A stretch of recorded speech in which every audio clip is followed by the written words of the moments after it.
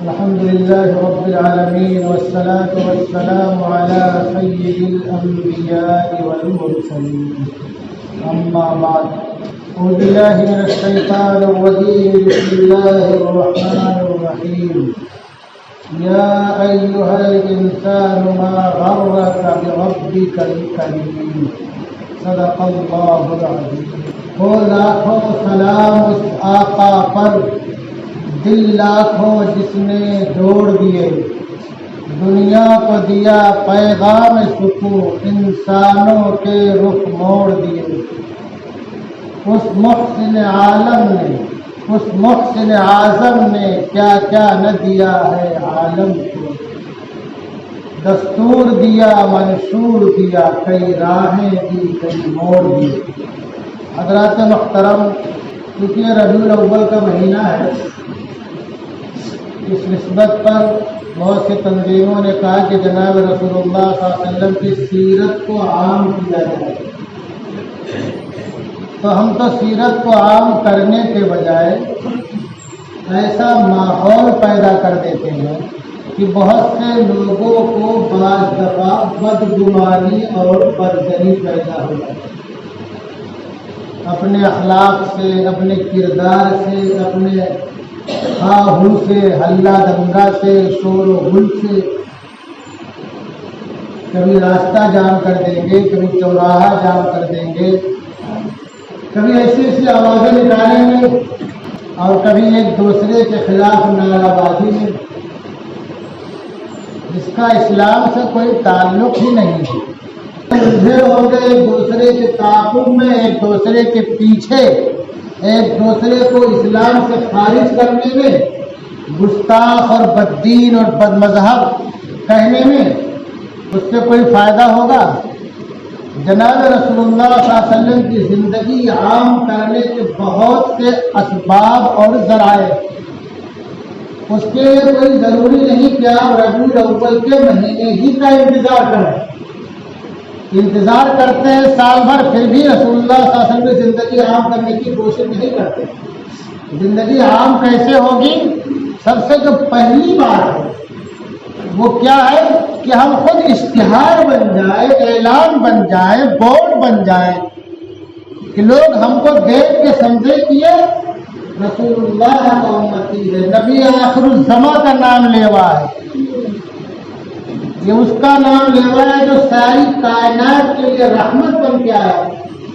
ہم وہ بن نہیں پاتے، نہ بننے کی کوشش کرتے ہیں، خالی ہلہ دنگا کر کے کروڑوں اور لاکھوں روپیہ بیجا صرف کر کے اپنے آپ کو عاشق رسول ثابت کرنے میں لگ جاتے. جبکہ وہی روپیہ تمہاری قوم میں کتنی بیوائیں ہیں، کتنی ایسی جوان بیٹیاں ہیں جو 40 کی عمر میں کراش کر رہی ہیں.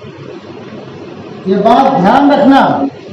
قرآن میں ہے الزانیۃ والزانی، زانیہ یعنی عورت، جس کو اللہ نے پہلے بیان کیا. وجہ اس کی کیا ہے؟ جو لوگ گھوڑا اور گھوڑی پالتے ہیں ان سے پوچھ لینا، ایک بار انسان گھوڑے کو سنبھال سکتا ہے، گھوڑی کو نہیں سنبھال سکتا. یہ دنیا کا عجوبہ ہے کہ بچیاں جو جوانی کی دہلیز کو کراش کر رہی ہیں، بڑھاپے کو پہنچ رہی ہیں. کیوں پہنچ رہی ہیں؟ غربت و افلاس کی وجہ سے پہنچ رہی ہیں. اپنے ماں باپ کی کمزوری، بیماری، آزاری، معذوری کی وجہ سے پہنچ رہی ہے. ہمیں ان کی فکر نہیں ہے. اگر ہم کسی ایک کیونکہ ہم نے یہاں غیروں کی تہذیب اپنا لی، ان تک اسلام کا کلمہ نہیں پہنچایا تو ہم کو پہنچانا چاہیے تھا. اسلام میں نکاح کتنا آسان ہے، تو سب اسی میں بہرحال مجبوری بچے والوں کی. اگر آپ کسی ایک بچی کا نکاح کرا دیتے اپنے اس پیسے سے جو آپ نے کنکنے میں اور لائٹ میں اور شربت پلانے میں اور پانی کے باٹلوں کو روڈ پر پھینکنے میں آپ نے لگا دیا ہے، تو کتنا بڑا کار خیر ہوتا. امت کی ایک بیٹی کسی کی بیوی بن جاتی اور آگے چل کر کے کسی نئے بچے کی ماں ہو سکتی. آج سے وہ نہیں ہوتا ہے. کوئی علاج کے لیے تڑپ رہا ہے، ہاسپٹل میں پیسے اس کے پاس نہیں ہے. اگر آپ کسی کو ایک پتا ٹیبلٹ کا دلا دیتے تو کتنا بڑا کار خیر ہوتا. اگر وہ گھر کا ذمہ دار ہوگا، ٹھیک ہو جاتا، اس کی زبان سے آپ کے لیے دعائیں نکلتی، اس کی بیوی اور بچوں اور نسلوں سے آپ کے لیے دعائیں نکلتی. کیا رسول اللہ صلی اللہ علیہ وسلم کا یہ کام نہیں تھا غریبوں کی دستگیری کرنا، پریشان حالوں کی مدد کرنا؟ تو سب سے پہلی چیز جو ہے رسول اللہ صلی اللہ علیہ وسلم کی سیرت کو عام کرنے کی. اللہ نے کیا فرمایا اپنے پیارے حبیب کے تعلق سے؟ کہ فقط لبثت فیکم عمرا من قبلہ افلا تعقلون۔ اے مکہ والو میں تو پہلے ایک لمبی مدت تمہارے بیچ رہ چکا ہوں، کیا تم مجھے جانتے نہیں ہو؟ مطلب کیا ہے؟ میری 40 سالہ بے داغ زندگی تمہارے سامنے ہے کہ میں سچا ہوں، تم خود مجھے صادق کہتے ہو، تم خود مجھے امین کہتے ہو۔ تو رسول اللہ کا سیرت عام کرنے کے واسطے سب سے پہلے ہمیں رسول اللہ صلی اللہ علیہ وسلم کی زندگی اپنانی پڑے گی۔ ہم کروڑ روپیہ خرچ کرتے ہیں کہ بہت بیٹیاں کو روڈ پہ لے آتے ہیں، جب کبھی دوسروں کی بہت بیٹیاں روڈ پہ آتی ہیں تو ہماری نگاہیں ان کو دیکھتی ہیں، نگاہوں کے لیے سامان خراب ہو جاتا ہے۔ جب تمہاری بہت بیٹیاں ایسے موقع سے جب روڈ پر آتی ہیں تو کیا غیروں کی نگاہیں مجھے نہیں ٹکراتی ہوں گی؟ ان کے حسن کو نہیں نہارتی ہوں گی؟ ان کے برقعے کو جم کے کپڑے کو نہیں دیکھتی ہوں گی؟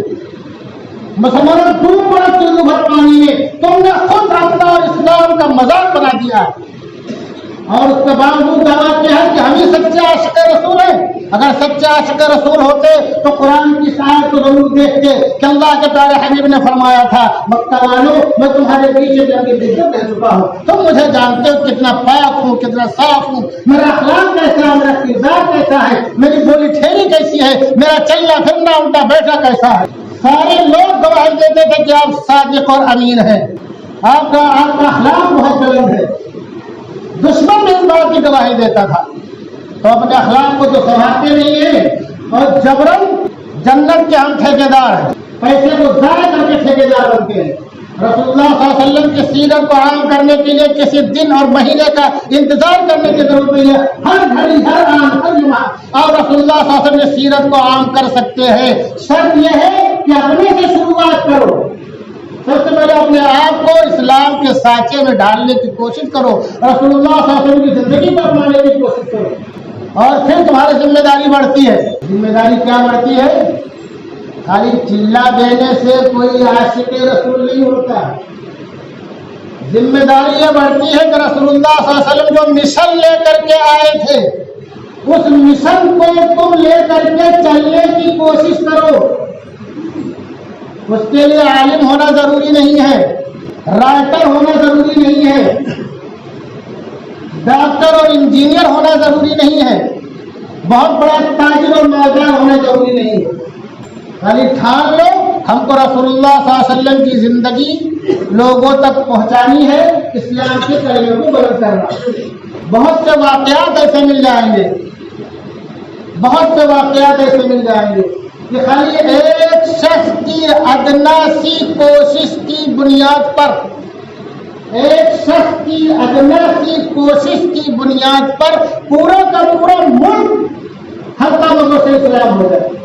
یہ ہمارے جو بڑے تاجر ہیں اور چھوٹے بھی غور سے سنیں اس بات کو، ہم تجارت اس کو سمجھتے ہیں خوب زیادہ پیسہ آ جائے، چاہے اس کے لیے جھوٹ بولنا پڑے، وزن کم گھٹانا بڑھانا پڑے، دھوکہ دینا پڑے۔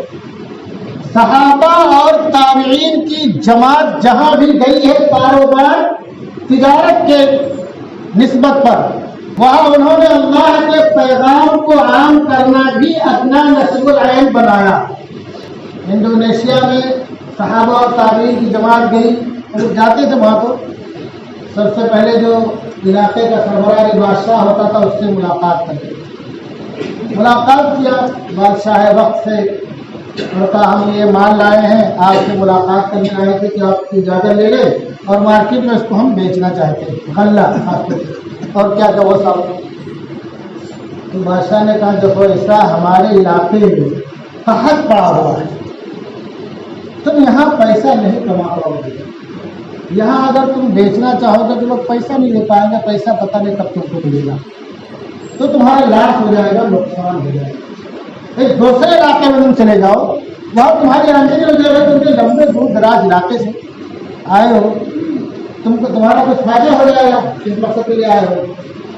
تو کہا ٹھیک ہے ہم مشورہ کر کے بتاتے ہیں، جو کیونکہ مسلمانوں کا طریقہ ہے جہاں کہیں بھی جاتے ہیں جب کسی سے ملاقات کرنا ہوتا ہے، جو طریقہ ہے سے بتا رہا ہوں میں، وہ ہر آدمی نہیں چلاتا، کسی ایک کو امیر بناتے ہیں وہ بات کرتا ہے، تو کہا مشورہ کر لیں گے پھر آپ کو آپس سے مشورہ کیا.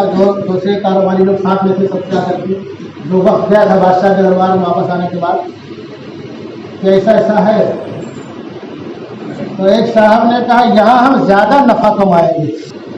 تو کچھ لوگوں نے کہا کیسے زیادہ نفع کماؤ گے. بادشاہ بول رہا ہے یہاں قحط پڑا ہوا ہے اور لوگ پیسہ نہیں دے پائیں گے, تمہارا بہت نقصان ہو جائے گا. تو پیسہ کیسے کماؤں گے بہت زیادہ. کہا نہیں, کہا ہم نے یہ عہد کر لیا ہے کہ اپنا یہ مال, یہ قحط زدہ علاقہ ہے, اللہ واسطے سب میں بانٹ دیں گے. اور اللہ تعالیٰ ہمیں جو دنیاوی اعتبار سے ملنے والے کے سکے اس کے کئی گنا زیادہ اللہ ہمیں دے گا. اور ان تاجر کے کتنے تھے, 300 اونٹ پر لگے ہوئے سامان. یہ سمجھے 300 کنٹینر ایسے سب تاجروں کے تھے. جب انہوں نے کہا تو ایک جیسے دوسرے بچے سے پھر سب نے کہا تو اچھی کیا کہا, سب نے کہا تو اچھی تجارت ہے, یہ تو اچھی تجارت ہے. اور مسلمانوں ہم اپنا پیسہ کہاں پھونکتے ہیں, روڈ پہ پھونکتے ہیں, پٹاخے میں پھونکتے ہیں, لائٹنگ میں پھونکتے ہیں. پریشان حال کی مدد نہیں دیں گے کیونکہ وہاں کوئی نام لینے والا نہیں ہوگا, کوئی فوٹو کھینچنے والا نہیں ہوگا, کوئی ویڈیو بنانے والا نہیں ہوگا. تو جب ایک نے کہا تو سب نے کہا بہت اچھی بات ہے, اس سے بڑی تجارت کیا ہوگی. اللہ ہم کو تو کئی گنا بڑھا کر کے اس کا دے گا. یہاں لوگ ضرورت مند ہیں, محتاج ہیں, قحط پڑا ہوا ہے. تو کہا ٹھیک ہے لوگ بادشاہ کے پاس چلتے. بادشاہ کے پاس گئے اور اس سے عرض کہا کہ جو ہے ہم چاہتے ہیں کہ اپنا سارا مال یہی جو ہے کھپا دیں اور ہم کو یہاں زیادہ فائدہ ہوگا. تو کہا یہاں کا نظام میں چلا رہا ہوں, مجھے معلوم ہے تم کو فائدہ کیسے لینا ہوگا, نقصان کیسے ہوا ہے, تمہیں تو فائدہ ہوگا. میں پہلے بھی تم لوگ بول چکا ہوں. تو کہا نہیں, ہمیں چاہتے ہیں کہ یہ سارا مال یہاں آپ کے حوالے کر دے, آپ یہاں کے ضرورت مندوں کو تقسیم کر دے. ہم کو اس کا اجر اللہ دے گا, ہم کو سکے اور سونے چاندی کی شکل میں اس کا بدلہ نہیں چاہیے. یہ بدلہ تو ہمیں اس کا اللہ دے گا, یہاں لوگ ضرورت مند ہیں, ہم یہ چاہتے ہیں. اچھا اس نے کہا رکو. وہ گیا اور نہایا اور گیا اپنا کپڑا بدل کر کے آیا. دیکھا سب سے پہلے مجھے اپنے مذہب میں داخل کر دیا. وہ حلقہ لوگوں سے اسلام ہوا, اور جب حلقہ لوگوں سے اسلام ہوا تو لوگوں نے بہت زوردار نعرے تکبیر بلند کیا, کیونکہ اس وقت سارے تاجر چلے گئے. تو باہر جب آواز گونجی لوگوں نے کیا ہو گیا, لگتا ہے کہ کسی نے حملہ کر دیا, جو ہے قصر سلطانی پہ اور کیا, تو دوڑے. تو بادشاہ نے اطلاع ہوئی کہ کوئی بات نہیں ہے, لوگ ایسے ایسے لوگ ہیں, ایسے ایسے آئے ہیں اور میں نے ان کا مذہب اختیار کر دیا, اور خوشی میں لوگ نعرہ بلند کیے.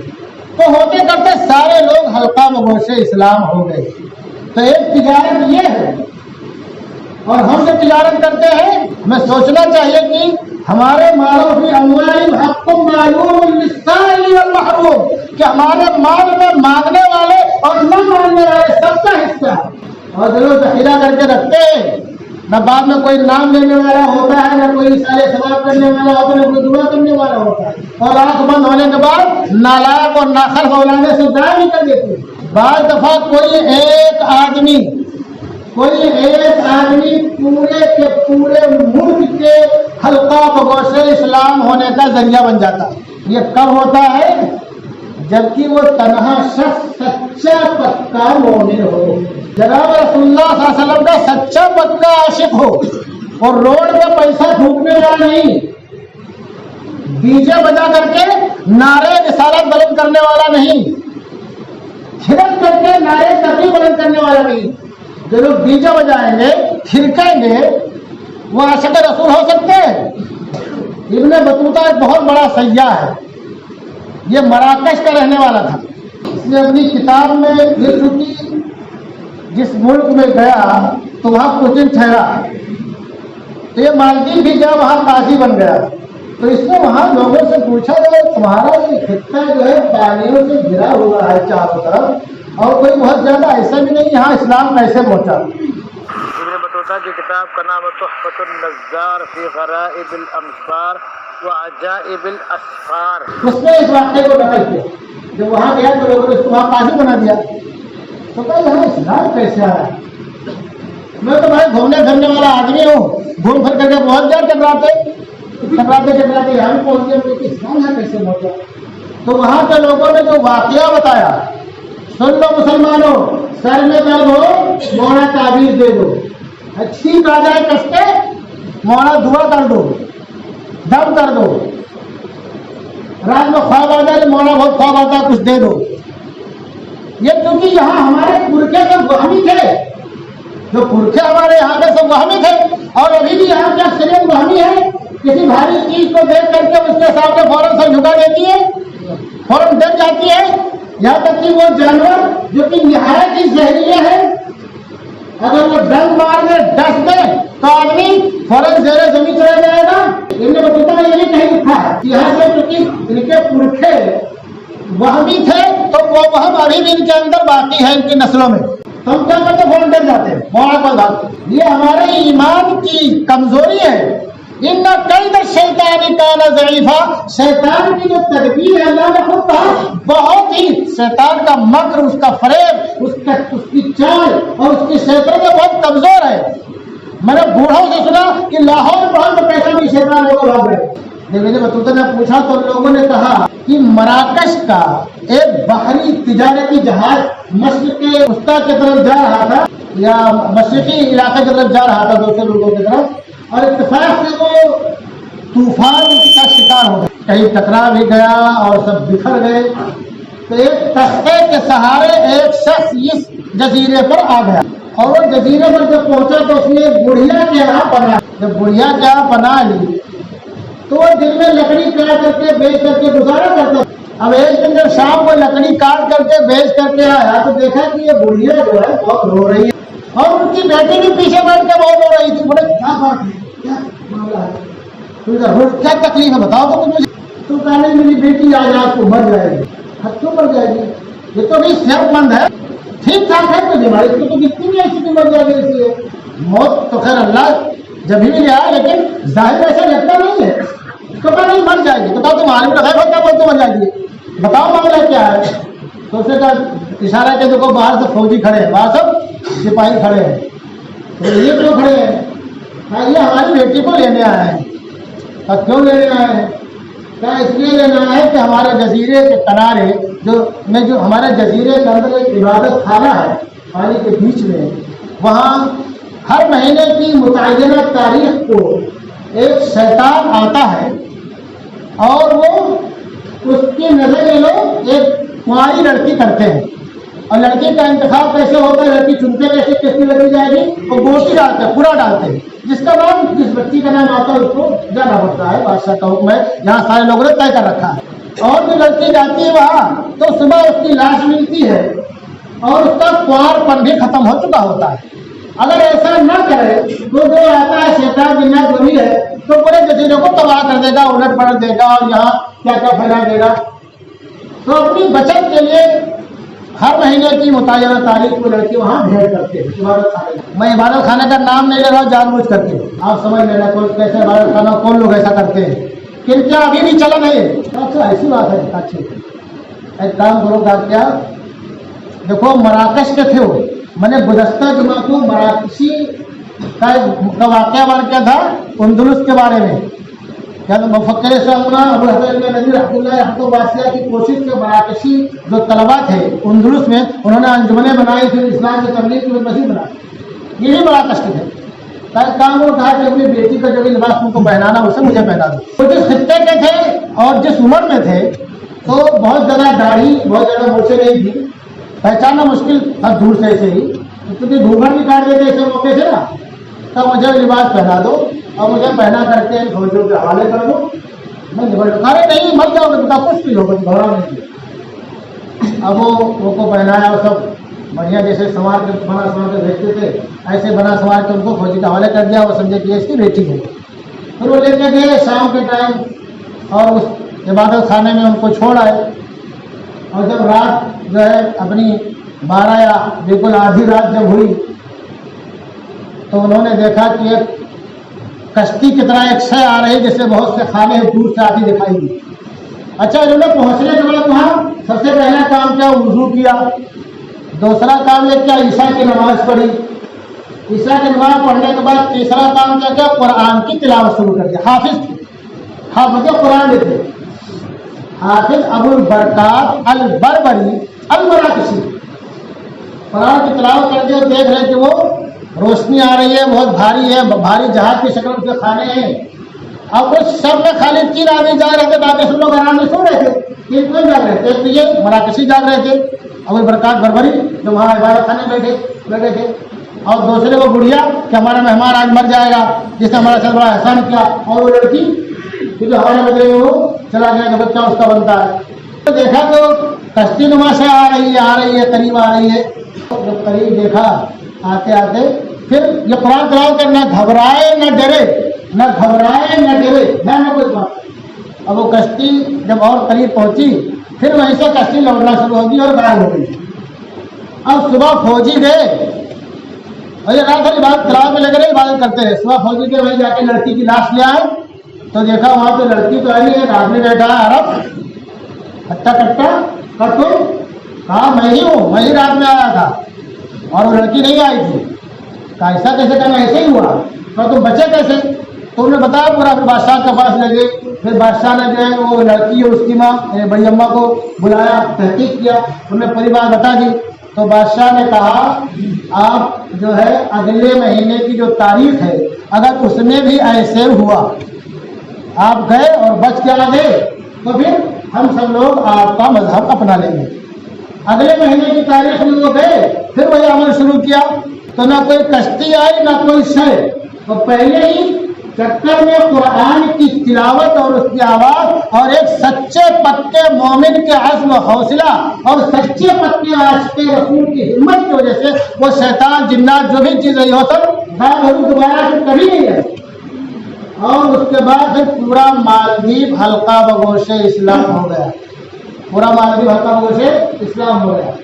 تو اسلام کی تبلیغ کے لیے سب سے پہلے آپ کو سچا پکا مومن بننا ہے اور جناب رسول اللہ صلی اللہ علیہ وسلم کی زندگی اپنانی ہے. اگر آپ سچے پکے مومن نہیں بنیں گے، رسول اللہ صلی اللہ علیہ وسلم کی زندگی نہیں اپنائیں گے، الٹے سیدھے کام کرتے رہیں گے، الٹی سیدھی حرکتیں کرتے رہیں گے کہ اپنے تو اپنے غیر بھی دیکھ کے شرما جائے تو کیسے کوئی اسلام کے قریب آئے گا. اگر آپ چاہتے ہو رسول اللہ صلی اللہ علیہ وسلم کی سیرت عام ہو اور دنیا میں امن و امان ہو، اللہ کا پیغام عام ہو، تو آپ یہ عہد کر لو اور یہ تہیہ کر لو کہ آج کی تاریخ سے ہم جو بھی کام کریں گے جناب رسول اللہ صلی اللہ علیہ وسلم کی مرضی کے مطابق کریں گے اور آپ کی زندگی کے ایک جز کو انشاءاللہ اپنائیں گے. اور جس دن رسول اللہ صلی اللہ علیہ وسلم کی زندگی کے ایک جز کو اپنا لیں گے اسی تاریخ سے ہمارے ذریعے سے انشاءاللہ اسلام میں کلمہ بلند ہونا شروع ہو جائے گا اور ہمارے جو دشمن ہے سب دوست بن جائیں گے انشاءاللہ. اللہ تبارک و تعالی ہم تمام لوگوں کو سچا پکا مسلمان بنائے رکھے، ہمیں ہماری نسلوں کو اسلام پر باقی رکھے، ایمان پر خاتمہ فرمائے. وما علینا الا البلاغ.